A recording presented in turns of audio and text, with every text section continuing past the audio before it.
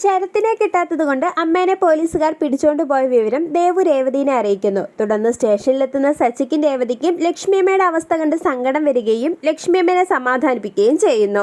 തുടർന്ന് സച്ചിയും രേവതിയും എസ്ഐനെ കണ്ട് സംസാരിച്ചെങ്കിലും എസ്ഐ ഇരുവരോടും ദേഷ്യപ്പെടുകയും ശരത്തിനെ കിട്ടാതെ അമ്മേനെ വിട്ടയക്കാൻ പറ്റില്ലെന്നും പറയുന്നു. ശേഷം എത്രയും പെട്ടെന്ന് അവനെ സ്റ്റേഷനിൽ ഹാജരാക്കുന്നതാണ് നിനക്കും നിന്റെ കുടുംബത്തിനും നല്ലതെന്നും ഇല്ലെങ്കിൽ നിന്നെയും പിടിച്ച് ജയിലിലിടുമെന്ന് എസ്ഐ സച്ചിനെ ഭീഷണിപ്പെടുത്തുന്നു. ശേഷം അമ്മയ്ക്ക് സുഖമില്ലാത്ത ണെന്നും ഇതൊന്നും താങ്ങാനാവില്ലെന്നും പറഞ്ഞ് രേവതിയും ദേവുവും അപേക്ഷിക്കുന്നതോടെ അമ്മേനെ വിട്ടയക്കാമെന്നും എന്നാൽ നാളെ രാവിലെ തന്നെ ശരത്തിനെ സ്റ്റേഷനിൽ ഹാജരാക്കിയില്ലെങ്കിൽ അമ്മയുടെ പേരിൽ കേസെടുക്കേണ്ടി വരുമെന്നും എസ്ഐ സച്ചിയോട് പറയുന്നു.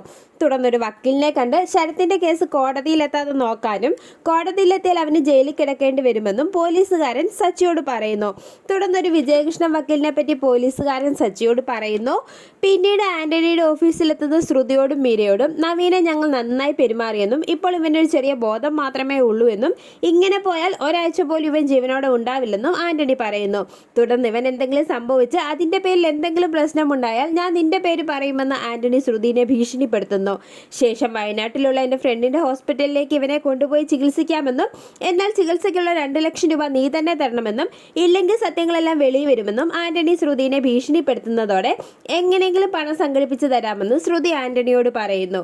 പിന്നീട് ശ്രുതി അവിടെ നിന്നും പോയി കഴിയുമ്പോൾ ഒരു കുഴപ്പവുമില്ലാത്ത നവീൻ ഈ അവസരം പ്രയോജനപ്പെടുത്തി അവളുടെ കയ്യിൽ നിന്ന് ലക്ഷങ്ങൾ തട്ടിയെടുക്കാമെന്ന് പറഞ്ഞ് സന്തോഷിക്കുന്നു. പിന്നീട് വക്കീലിനെ കാണാൻ എത്തുന്ന സച്ചിയും രേവതിയും ശരത്ത് പണം മോഷ്ടിക്കാനുണ്ടായ സാഹചര്യത്തെപ്പറ്റി വക്കീലിനോട് പറയുന്നു. തുടർന്ന് നിങ്ങളുടെ അമ്മ പരാതി പിൻവലിച്ചാൽ അതോടെ ഈ കേസ് തീരുമെന്നും അമ്മയോട് ഒന്നുകൂടി സംസാരിക്കാനും വക്കീൽ പറയുന്നത് കാണിച്ച് എപ്പിസോഡ് അവസാനിക്കുന്നു.